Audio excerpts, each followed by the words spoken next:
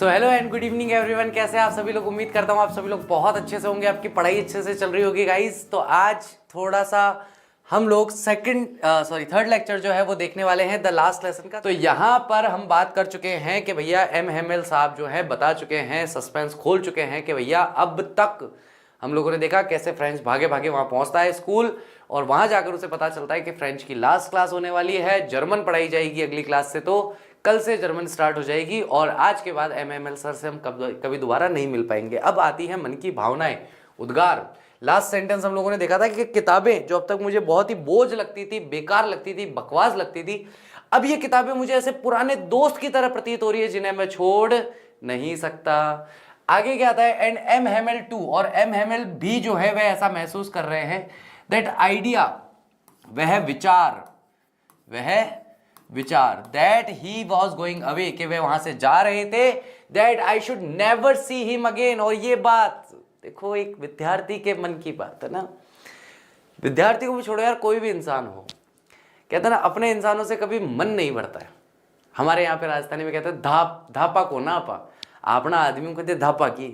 कभी अपने इंसानों से, अपने लोगों से, अपने प्रियजनों से कभी मन नहीं भरता। तो जब भी दो लोग अलग हो रहे होते हैं तब वो एक विचित्र सी पीड़ा होती है जिसको शब्दों में नहीं बयान किया जा सकता। चाहे वो दो दोस्त हो, 10th क्लास तक दोनों दोस्त साथ पढ़े हैं, 11th आते हैं अचानक से दोनों दोस्तों का विचार होता है कि यार मैं साइंस लूंगा, दूसरा कहता है मैं कॉमर्स लूंगा, या एक कहता है मैं साइंस लूंगा, दूसरा कहता है मैं आर्ट्स लूंगा, और दोनों दोस्त अलग हो जाते हैं एक दूसरे से। अब लड़कों के साथ पीड़ा ये है कि वो उस दोस्ती के दुख को महसूस करते हैं, लेकिन ना तो शब्दों में उसको बयान कर सकते हैं और ना ही ऐसा कोई भाव अपने चेहरे पे लाते हैं जिससे दोस्त को पता चले कि अलग होने का दुख हो रहा है। क्योंकि हमारे दोस्त ही निकम्मे होते हैं, उनको पता चल जाए लड़कियों की तरह रो रहा था, तेरे को पता है, जैसे मैंने उसको बोला ना मैं साइंस नहीं लूंगा आर्ट्स लूंगा, लड़कियों की तरह रोना शुरू कर दिया। तो लड़कों के साथ सबसे बड़ी समस्या, सबसे बड़ी पीड़ा, सबसे बड़ी चिंता ये है कि भैया वो अपने मन के दुख को भी नहीं बता सकते कि भैया हमें किस चीज का दुख हो रहा है या किस चीज की पीड़ा हमें महसूस हो रही है। That I should never see him again, कि मैं उन्हें फिर कभी नहीं देख पाऊंगा। Make me forget all about his ruler, और इसकी वजह से मैं सभी कुछ भूल गया, खास करके उनकी छड़ी के बारे में, कि कितने क्रैंकी है नेचर के, छोटी छोटी बात पे पीट देते हैं। मतलब मुझे पता ही नहीं चला, मैं पूरी तरह से भूल गया कि मुझे एमएमएल सर कभी पसंद ही नहीं थे, अचानक से वो मेरे फेवरेट बन गए। हाउ क्रैंकी ही वॉज, कि वे कितने सनकी मिजाज के थे, सनक मिजाज के थे। पुअर मैन, अब यहाँ पुअर मैन का मतलब गरीब आदमी नहीं है, बेचारा, यहाँ बेचारा वाला सेंस है, बेचारा आदमी। It was in honour of this last lesson, ये इनके सम्मान के लिए है। आज ये गांव के जो लोग देख रहे हैं ना, या इन्होंने जो अच्छे कपड़े पहन रखे हैं, या गांव के जो लोग बैठे हैं, वो क्यों बैठे हैं? इट वॉज इन ऑनर, इनका सम्मान करने के लिए, this last lesson that he had put on his fine Sunday clothes, कि आज इन्होंने अपने संडे के अच्छे कपड़े जो पहने हैं वो सम्मान के लिए पहने हैं। एंड नाउ आई अंडरस्टूड, और अब मैं समझ गया, why the old man of the village, के गांव के जितने भी ये बूढ़े लोग हैं, वर सिटिंग देयर, वे वहां क्यों बैठे थे? In the back of the room, कमरे के पीछे, यानी कि कमरे में लास्ट बेंचेस जो हमेशा खाली होती है, जिसके बारे में कल हमने बात किया। तो आज वृद्ध जन बैठे। आप एक बात सोचो, एक आदमी किसी जगह पर 40 साल से पढ़ा रहा है, कितने साल से पढ़ा रहा है? 40 ईयर्स।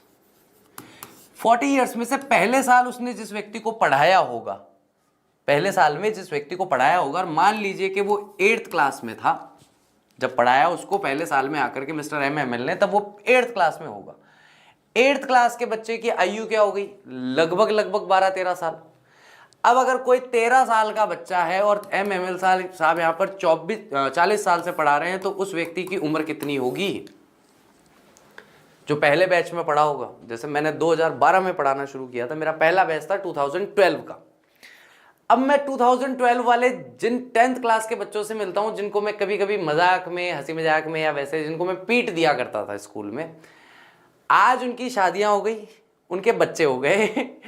अब वो कभी मिलते हैं मेरे को, तो मेरे को बड़ा अजीब लगता है, बड़ा विचित्र लगता है कि यार, क्योंकि मेरे दिमाग में तो वो 10th क्लास वाली छवि है कि 10th क्लास का बच्चा है। तो मेरे दिमाग में जो फर्स्ट इमेज, पहली बार मैंने उस बच्चे को जिस एज में देखा था, मेरे लिए तो उस एज का बच्चा है। आज अब उसको निकले हुए इतना समय हो गया, अब उसकी शादी हो गई, बच्चे, अब वो कभी अजमेर, जैसे मैं अजमेर लोकल ही पढ़ाता था, तो कभी मार्केट में मिलता है, सर ये मेरी वाइफ है, ये मेरा बच्चा है। अब मैं बस यूँ करता, हाँ ठीक ठीक ठीक, ओके।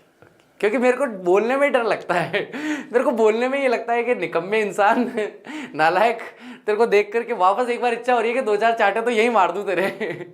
तो वही चीज है कि भैया उनके जो विद्यार्थी हैं, जो पीछे जो वृद्ध लोग बैठे हैं, ये उनके ही विद्यार्थी हैं जो, तो इसका मतलब है MML जो है वो काफी ज्यादा एज में है। It was because they were sorry, और वे वहां क्यों बैठे थे? क्योंकि वे बहुत ही दुखी थे, वे बहुत ही शर्मिंदा थे, वे भी क्या थे? ये जो पीछे बैठे हुए लोग हैं ये भी बहुत ज्यादा शर्मिंदा थे। क्यों थे? That they had not gone to school more, के वे ज्यादा स्कूल नहीं गए। It was their way of thanking our master, ये उनका तरीका था अपने मास्टर को धन्यवाद देने का। इस तरीके से आखिरी लेसन पर, लास्ट लेसन वाले दिन आकर के वे अपने टीचर से मिल रहे हैं, एज ए स्टूडेंट उनकी क्लास में बैठे। वो क्यों बैठे हैं? क्योंकि वे अपने उस टीचर का धन्यवाद करना चाहते हैं। ठीक है, जीते जी आपके पीछे कितना रेला लगा हुआ उससे फर्क नहीं पड़ता, डिपेंड करता है कि जब आपका आखिरी समय आता है, किसी भी स्थान पर आखिरी समय आता है, जैसे MML सर का स्कूल में आखिरी दिन है, वैसे ही कभी ना कभी किसी ना किसी शिक्षक का आखिरी दिवस इस संसार में भी होता है। उसके पीछे जो अपने यहाँ पे अपन बोलते हैं ना शव यात्रा, उसमें कितने लोग खड़े हैं, कितने उनके विद्यार्थी खड़े हैं, वही उस शिक्षक की वास्तविक पूंजी होती है। कि जब आखिरी दिन उस टीचर का आता है ना, स्कूल से निकलने में आ रहा है, तो पुराने बहुत सारे, जैसे हमारे एक सर थे, उनका जब ट्रांसफर जब वो रिटायर हुए थे, तो बहुत पुराने स्टूडेंट उस दिन उनसे मिलने आए थे। तो ऐसा लगा कि यार इस व्यक्ति ने जीवन में कुछ कमाया है। क्या कमाया है? कि ये लोग कमाए। किसी को 20 साल पहले पढ़ाया था, किसी को 25 साल पहले पढ़ाया था। अभी कुछ समय पहले मैं अपने पिताजी के 10th क्लास के जो मैथमेटिक्स के टीचर थे, यानी जब मेरे फादर 10th क्लास में थे, उनको जो टीचर मैथ्स पढ़ाते थे, मेरा उनसे मिलने का सौभाग्य हुआ। तो अब आप ऐसे व्यक्ति के साथ बैठे हो जिसने आपके पिताजी को पढ़ाया है। अब कल्पना करके देखो क्या बातें हुई होगी। मतलब मैं कैसे स्टूडेंट थे मेरे पिताजी, पहाड़े याद थे इनको कुछ, या ऐਵੇਂ ही चल रहा था मामला। और वो ऐसे खुल के बता रहे बढ़िया कि देख तेरे पिताजी ऐसे थे, तेरे पिताजी ऐसे थे, तेरे पिताजी ऐसे थे, और वो और मैं बैठे अकेले दोनों। तो उससे आपका पता चलता है कि भैया आप जब आप टीचर रहते हैं लंबे समय तक, तो ये एक बहुत ही अद्भुत और एक बहुत ही अलग तरह का अनुभव है जिससे सिर्फ महसूस किया जा सकता है। तो ये तरीका था भैया अपने मास्टर को धन्यवाद देने का, उनकी 40 साल की जो फेथफुल यानी वफादारी से युक्त जो उनकी सेवा थी, जो उनकी सर्विस थी, उस सर्विस के लिए, and of showing their respect for the country that was there no more. और वे लोग वहां आए थे उस देश को सम्मान देने के लिए, ऐसा देश जो अब उनका नहीं रहा था। क्योंकि वो सम्मान किसको देने के लिए आ रहे हैं? वो देने आ रहे हैं सम्मान फ्रांस को। लेकिन फ्रांस के वो जो 2 जिले हैं, अब वो दोनों जिले फ्रांस नहीं कहलाएंगे, या फ्रांस देश का हिस्सा नहीं कहलाएंगे, बल्कि जर्मनी देश का हिस्सा कहलाएंगे। तो वे ऐसे देश को सम्मानित करने के लिए आए थे जो देश उनका नहीं रहा। वाइल आई वॉज थिंकिंग, जब मैं ये सब सोच रहा था, ऑल दिस, ये सब चीजें जब मेरे दिमाग में चल रही थी, I heard my name called, तब मैंने सुना कि मेरे नाम को पुकारा गया, यानी सर ने मुझे पुकारा। It was my turn to recite. Recite का मतलब होता है जो चीज बोली जा रही है उसे दोहराना, पुनः बोलना, वहां पर लिखा हुआ है।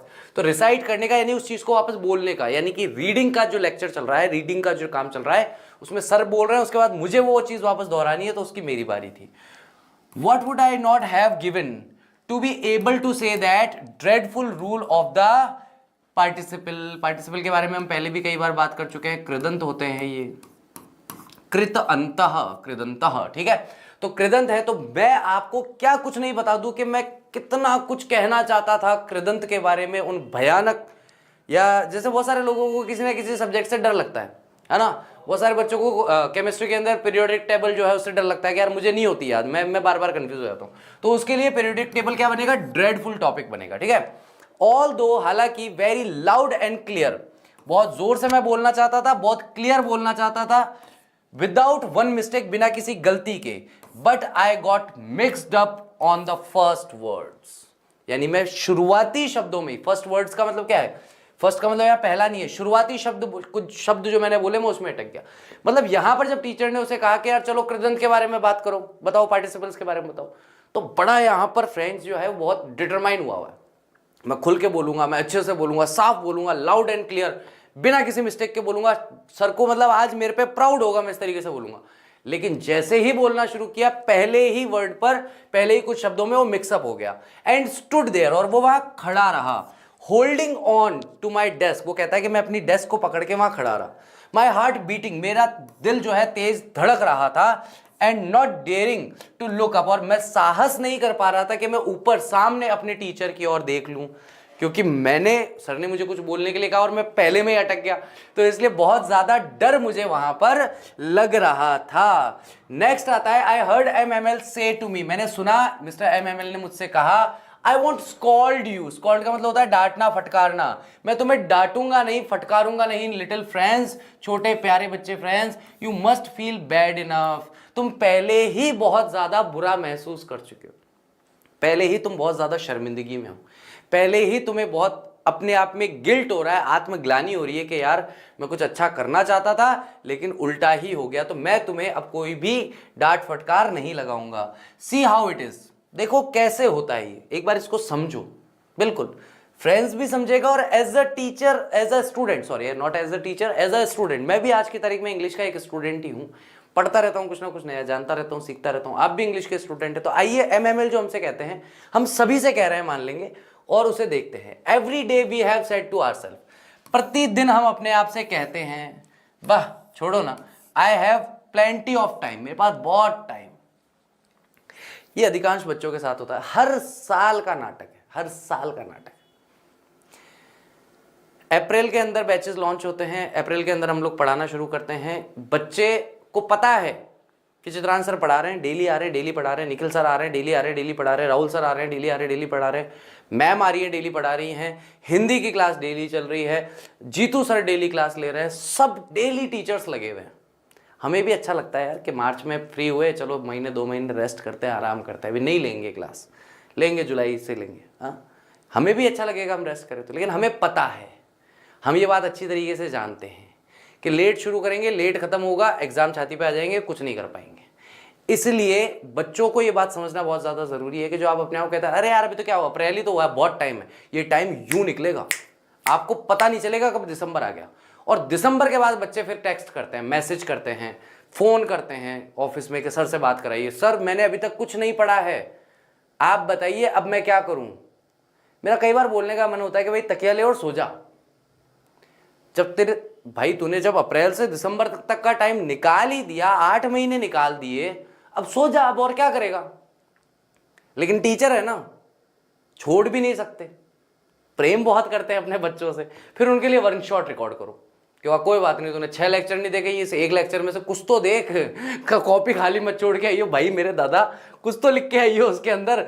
तो करना पड़ता है, लेकिन हम अपने आप, अपन सब लोग हर साल हमने अपने आप से वादा किया है कि साल की शुरुआत से पढ़ाई शुरू करेंगे, लेकिन नहीं करते।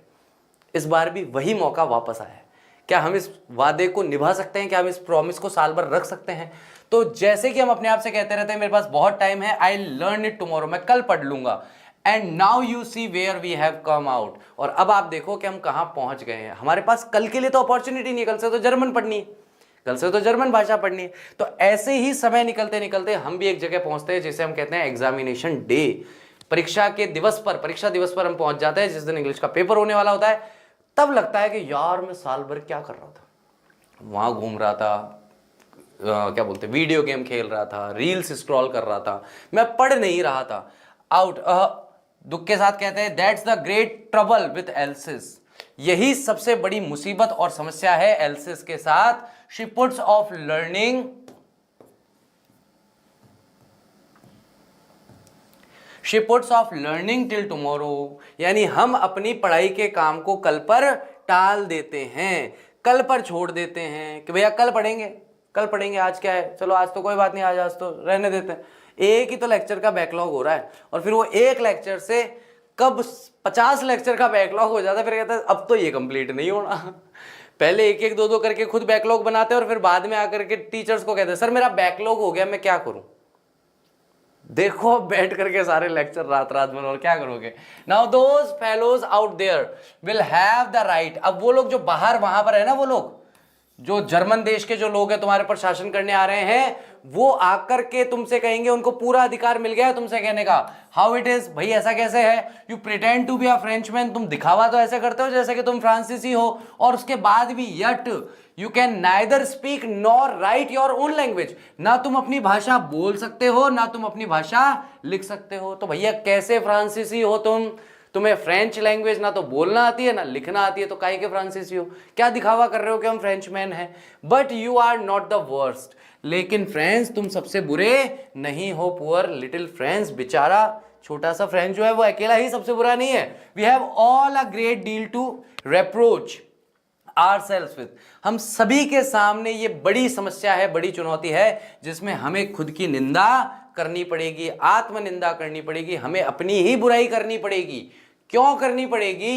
Your parents were not anxious enough to have you learn, तुम्हारे माता पिता भी, तुम्हारे पेरेंट्स भी कभी इस बारे में उन्होंने चिंता नहीं की, कभी उन्होंने लोड नहीं लिया कि भाई तुम जाकर के पढ़ाई कर लो। इसके बजाय, इसके स्थान पर they prefer to put you to work on a farm और एट द मिल, उन्होंने ये पसंद किया कि तुम्हें या तो फार्म में भेज दिया जाए काम करने के लिए या मिल में भेज दिया जाए ताकि दो पैसा और आ सके। So as to have a little more money, ताकि थोड़ा और पैसा आ सके। एंड आई, अब देखो यहां पर उन्होंने किस किस को घेर लिया, फ्रेंड्स को घेर लिया, माता पिता को घेर लिया कि भाई तुम्हारी गलती है, तुम्हारी गलती है। लास्ट में आकर वो खुद को भी कह रहे हैं कि भाई मैं भी वो इंसान हूं, अगर मैं अपने बारे में पूछूं, मैं अपने बारे में कहूं, क्या मेरी भी गलती है? I have been to blame also, तो मैं भी वो इंसान हूं जिस पर गलती का आरोप लगना चाहिए, जिसे डांटा जाना चाहिए, फटकारा जाना चाहिए। Have I not often sent you to water my flowers instead of learning your lessons, क्या अक्सर ऐसा नहीं हुआ कि जब भी तुम्हें पाठ पढ़ाने की बारी आती थी, मैं तुम्हें कई बार पौधों को पानी देने भेज देता था कि यार जा रही, आज पढ़ने का मन नहीं है, जाओ पौधों को पानी दे के। कई बार टीचर का होता है ना यार, पढ़ाने का मन नहीं होता ऑफलाइन में, तो टीचर आता है क्लास में, आज हम एक नया योगासन सीखेंगे, ठीक है, और टीचर के सामने टेबल होती है, बच्चों के सामने भी टेबल्स होती हैं। टीचर एक हाथ को ऐसे रखता है टेबल पे, एक हाथ को ऐसे रखता है और ऐसे करके सो जाता है। सारे बच्चे इस आसन का अभ्यास करेंगे अगले 35 मिनट, जब तक कक्षा समाप्त ना हो जाए। तो टीचर भी सो रहा है, बच्चे भी सो रहे हैं, मस्त नींद निकालते हैं। या जिसको जो होमवर्क करना है कर लो, मेरे पास कोई नहीं आएगा और कोई आवाज नहीं करेगा, बस जिसको जो काम करना है करो। 2-4 बच्चे आते हैं, सर हम थोड़ा सा लूडो वूडो खेल लें, हाँ खेल लो, कोई बात नहीं, जो करना है करो, मेरे को परेशान मत करो। तो यहाँ पर MML साहब यही कह रहे हैं कि क्या मेरी गलती नहीं है, क्या मेरी भी गलती है।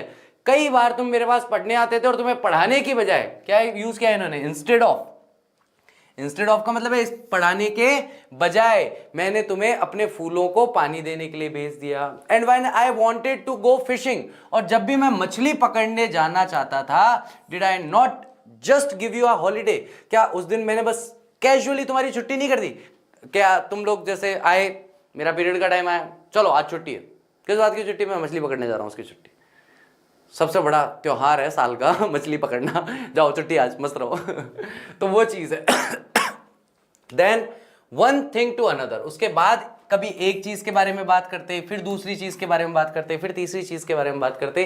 MML went on to talk of French language. MML sir जो है लगे रहे फ्रेंच भाषा के बारे में बात करने में, बताते रहे, saying that it was the most beautiful language in the world, ये कहते हुए कि फ्रेंच जो है इस दुनिया की सबसे सुंदर भाषा है। तो मोस्ट ब्यूटीफुल लैंग्वेज है वर्ल्ड के अंदर, द क्लियरेस्ट, सबसे शुद्धतम भाषा है, मोस्ट लॉजिकल, सर्वाधिक तार्किक है। We must guard it among us, हमें अपने ही बीच में इस भाषा की रक्षा करनी ही होगी अनिवार्यता से। एंड नेवर फॉरगेट इट, इसे कभी भी भूलना नहीं चाहिए। Because when people are enslaved, बहुत ही इंपॉर्टेंट ध्यान रखना, बहुत ही इंपॉर्टेंट टर्म है। जब लोगों को गुलाम बनाया जाता है, as long as they hold fast their language, जब तक वो अपनी भाषा पर अपनी पकड़ बनाए रखते हैं, it is as if they had the key to their prison. तो ऐसा मानिए कि जैसे उस कैद से, उस जेल से बाहर निकलने के लिए उनके पास हमेशा एक चाबी रहेगी। जर्मन वालों ने आकर के जर्मन थोप दी तुम्हारे ऊपर, अब अपने बीच में फ्रेंच भाषा की रक्षा करो, अपने बीच में पढ़ाओ, अपने बच्चों को सिखाओ फ्रेंच भाषा। आज नहीं कल, कल नहीं परसों एक ऐसी जनरेशन आएगी जो उठ करके विद्रोह करेगी कि नहीं, हम फ्रेंच हैं, हमारी पहचान फ्रेंच है और फ्रेंच भाषा ही हमारा सब कुछ है। और वो उस दिन जर्मन ना केवल भाषा को बल्कि जो उनके ऊपर गलत साम्राज्य स्थापित हुआ है उसे भी उखाड़ के फेंक देगी। तो यहां पर मिस्टर एमएमएल कहते हैं कि जब तक हमारी पकड़ है हमारी भाषा पर, तब तक हम इस कैद से निकल सकते हैं, कोई दिक्कत नहीं होगी। Then he opened a grammar and read us our lesson. उसके बाद उन्होंने ग्रामर की बुक खोली और हमें एक पार्ट सुनाया। आई वॉज अमेज्ड, मैं बहुत आश्चर्यचकित था, to see how well I understood, ये देख करके कि मुझे कितना अच्छे से समझ में आ रहा था। All he said seemed so easy, जो कुछ वो बता रहे थे, पढ़ा रहे थे, सब कुछ बहुत आसान लग रहा था।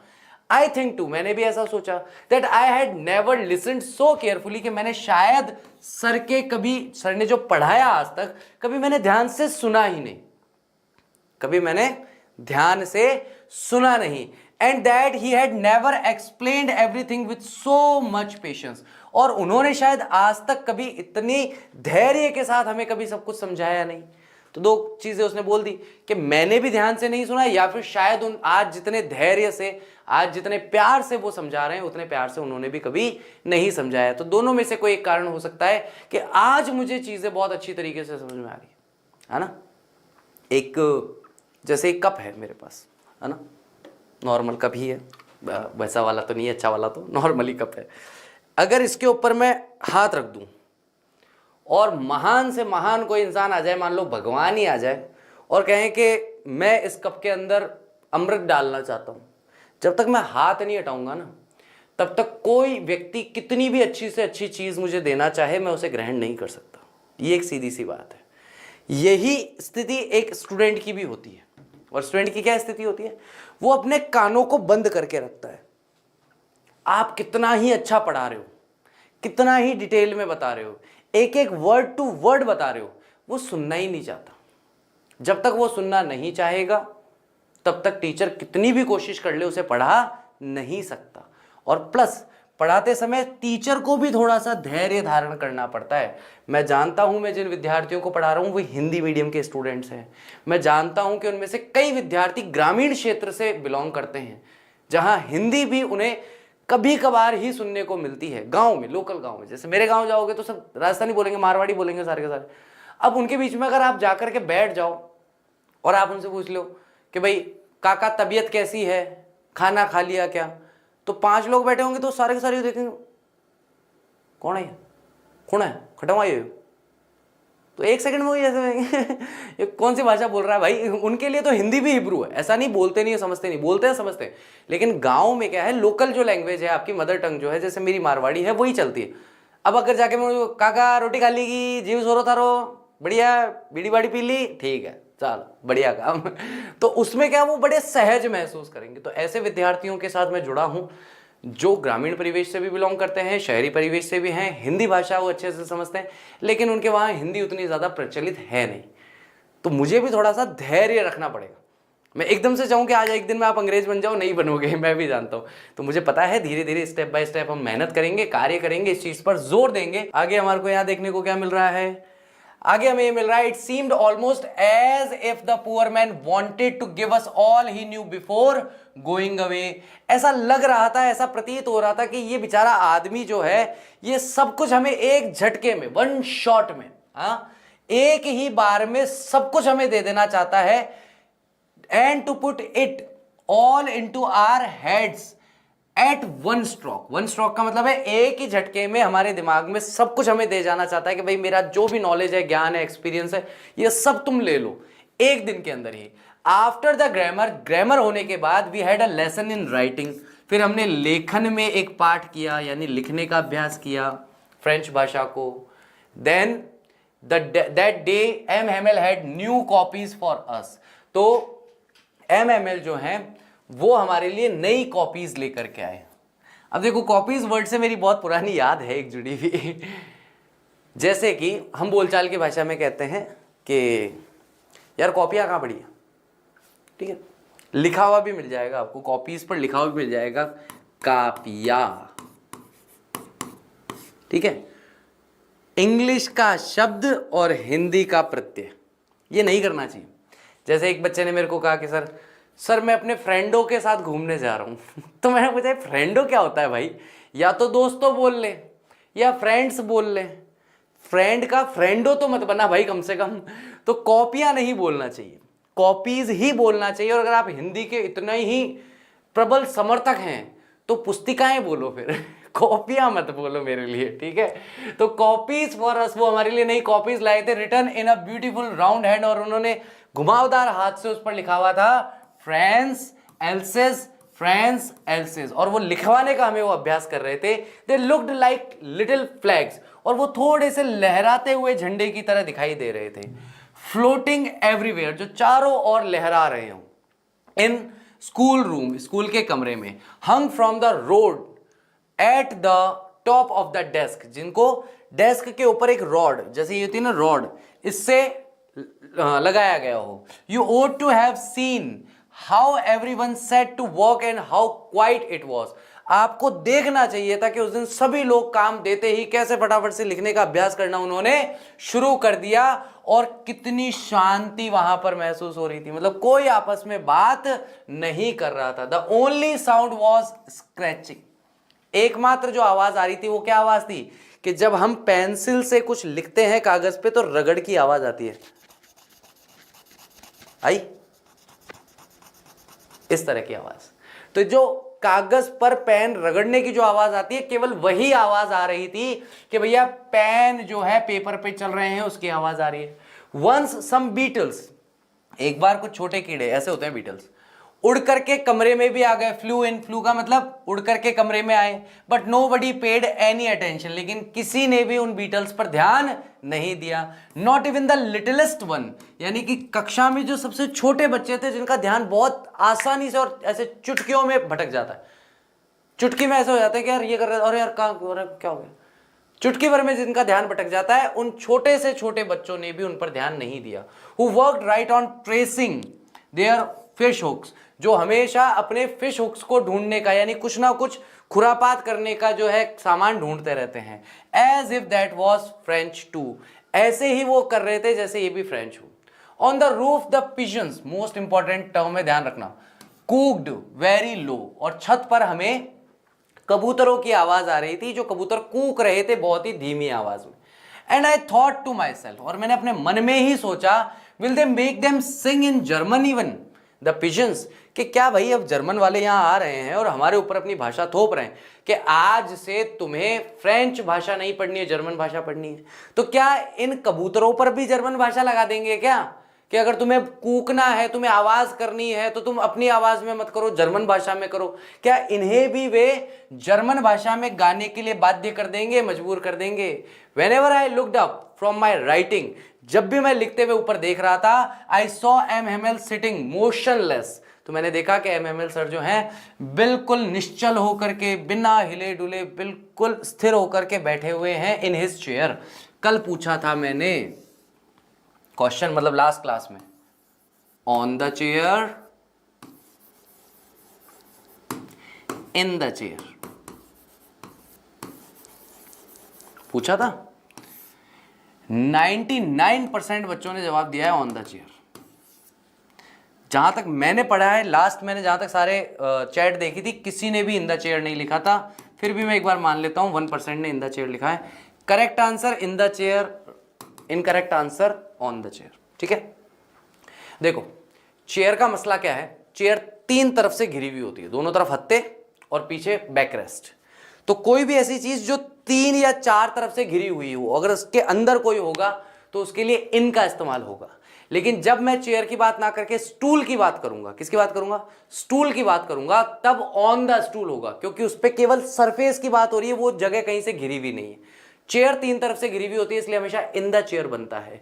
स्टूल फ्लैट होता है, हम केवल सरफेस पर बैठ रहे हैं, तो ऑन द स्टूल होता है, हमेशा याद रखना। चलो ठीक है, तो वो चेयर में बैठे हुए थे, gazing first at one thing, कभी एक चीज को ऐसे घूर के देखते हैं, फिर किसी दूसरी चीज को, देन एट अनदर, फिर किसी दूसरी चीज को घूर करके देखने लगे थे। मतलब वो बस क्लास को देख रहे थे। मतलब क्या, 40 साल मैंने अपने जीवन के यहां बिताए, तो मैं बस याद रखना चाहता हूं कि मुझे याद रहे, ध्यान रहे कि उस क्लासरूम में कौन सी चीज कहां कैसे रखी हुई थी, कहां कैसे पड़ी थी, है ना। तो कभी वो एक चीज को देखते, देन एट अनदर, फिर दूसरी चीज को देखते हैं, as if he wanted to fix in his mind, जैसे कि वो चाहते थे कि वो अपने दिमाग में हर चीज को फिक्स कर लें। Just how everything looked in the little school room, कि उस छोटे से स्कूल के कमरे में सारी चीजें कैसी दिखती थी, कैसी लगती थी, कैसी प्रतीत होती थी, वो अपनी मेमोरीज में उसे उतारना चाह रहे हैं। फैंसी, सोचने की बात है, कल्पना की बात है। For 40 years he had been there in the same place, 40 सालों से वे उसी स्थान पर है। विद हिज गार्डन आउटसाइड, बाहर उनका गार्डन है। द विंडो, जो विंडो के बाहर दिखाई दे रहा है। His class in front of him, उनकी क्लास है जो उनके सामने बैठी है। जस्ट लाइक दैट, बिल्कुल वैसे ही जैसे अभी दिख रही है। Only the desk and benches had been worn smooth. अब देखो क्या होता है, लंबे समय तक अगर किसी टेबल या चेयर का या बेंच का इस्तेमाल किया जाता है तो थोड़ी सी सरफेस उसका स्मूथ हो जाता है, चिकना हो जाता है, पहले खुरदुरा रहता है नया नया, ठीक है। तो उनकी जो डेस्क है और बेंचेस है वो थोड़ी सी अब स्मूथ हो गई है और थोड़ी सी वॉर्न हो गई, थोड़ी टूटी फूटी हो गई है।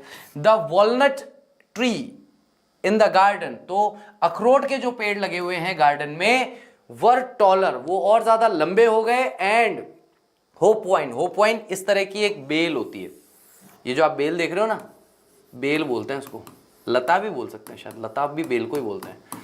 तो बेल या लता जो है इसका नाम क्या है, होप वाइन है। That he had planted himself, जो उन्होंने खुद ने ही उगाई थी। ट्विंड, अब देखो जैसे खिड़की के, जैसे यहां से ये बेल उगी और यहां से इसने दो भाग ले लिए, एक इधर चला गया एक इधर चला गया, यानी इसने अपने दो भाग कर लिए, तो हमने क्या कहा, इसने ट्विन कर लिया। तो दो भागों में बटी हुई थी। अबाउट द विंडो, विंडो के दोनों ओर।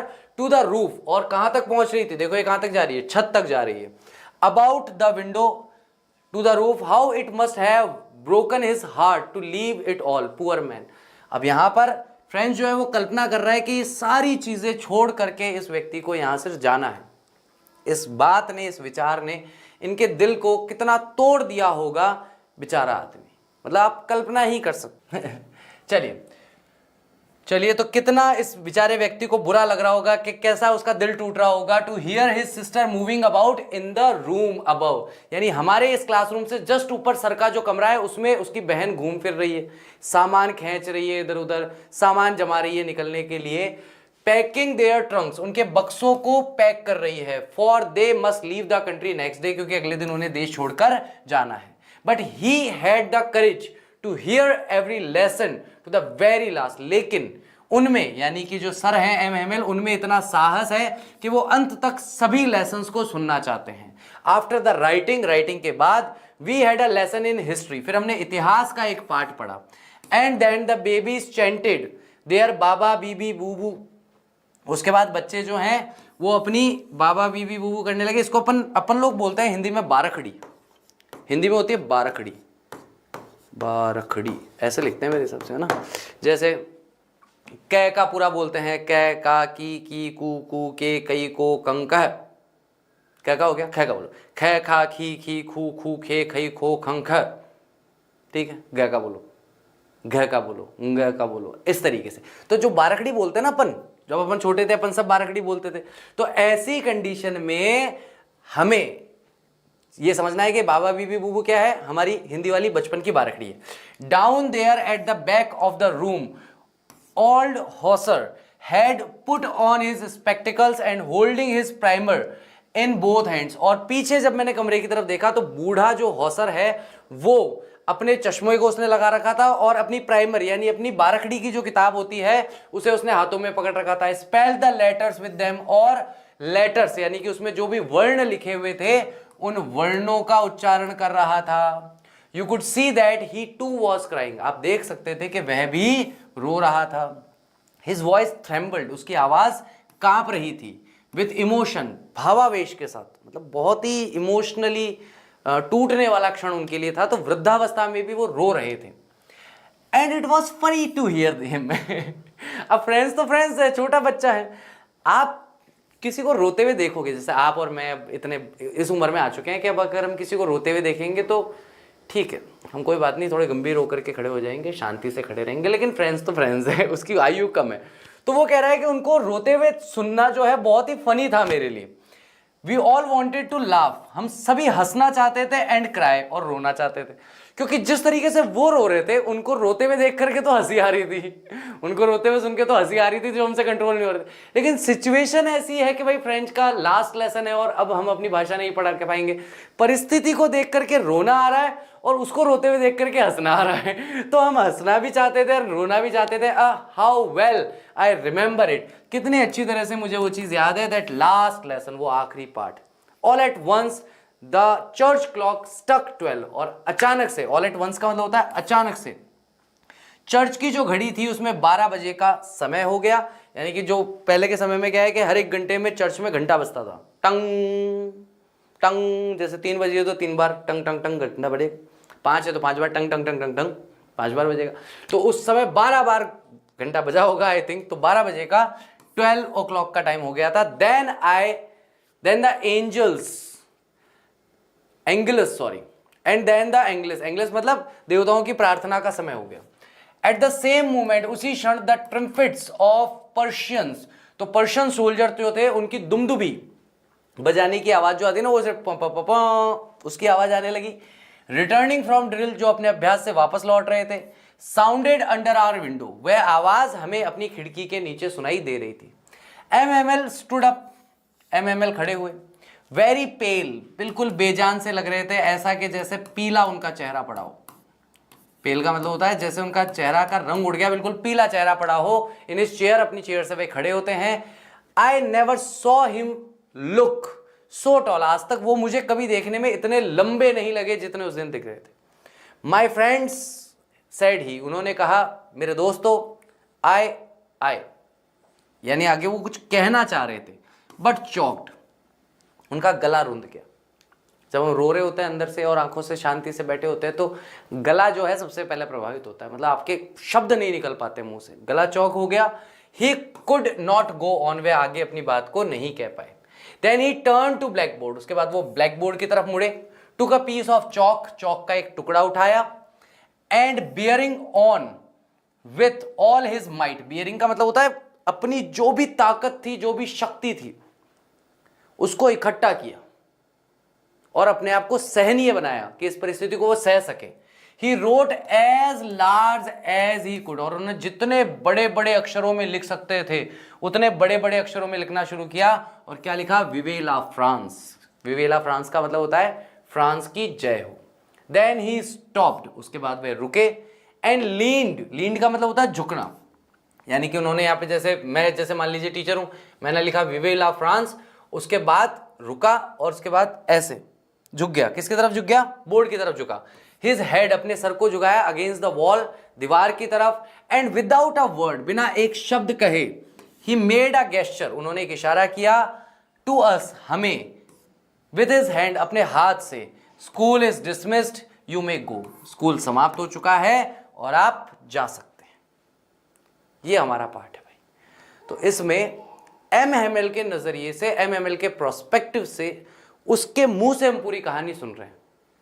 गलत बोल रहा हूं, एमएमएल के बारे में ये कहानी है, लेकिन फ्रेंड्स के मुंह से हम लोग ये पूरी की पूरी कहानी सुन रहे हैं। फ्रेंड्स हमें बता रहा है सब कुछ अपने नजरिए से, अपनी समझ से, अपनी फीलिंग्स और भावनाओं को साथ में जोड़ते हुए कि भाई मैं क्या महसूस कर रहा हूं वो तो मुझे पता ही है, लेकिन एमएमएल सर के बारे में ये पूरा अंदाजा लगाता है कि वह ऐसा सोच रहे होंगे, वह ऐसा महसूस कर रहे होंगे। तो ये हमारा चैप्टर है द लास्ट लेसन। उम्मीद करता हूं लेक्चर आपको अच्छी तरीके से समझ में आया होगा, आपने एंजॉय भी बहुत किया होगा और मजा भी आया होगा पढ़ने में। चलिए तो आज के लिए इतना ही रखते हैं। आप सभी का बहुत बहुत धन्यवाद। कल हम लोग मिलेंगे और क्वेश्चन आंसर्स के बारे में डिस्कशन होगा हमारा। Till that take care of yourself, bye bye, I will see you soon, bye.